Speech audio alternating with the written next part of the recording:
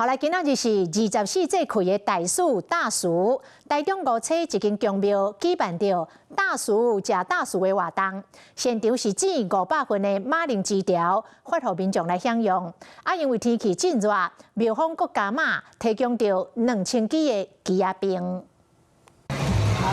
油桶內底裝甲芳芳的馬鈴薯條，工作人員無限地幾若分。今仔日是24節氣的大暑，台中5車這一間宮廟舉辦大暑吃大暑的活動，現場只500份金黃所製的馬鈴薯條，予民眾吃。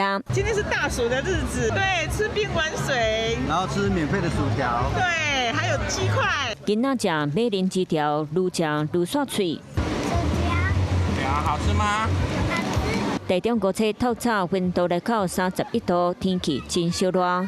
現場有雞肉糋、馬鈴薯條等等飼料，廟宇嘛準備正清氣的雞鴨冰，要予民眾降溫一下。今天準備了2000支的台電冰棒，那麼雞腿200支，薯條500份，那麼水槍50支，為了讓民眾消暑，在大暑的這個節氣裡，大家消暑。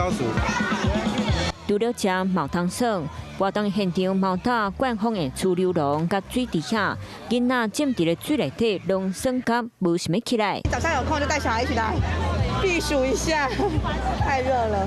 到現在好像小朋友玩得很嗨哦。對，他們很開心可以玩水啊。在咧大水日子，有湯吃，閣有湯爽，大家攏酸甲嘴笑目笑。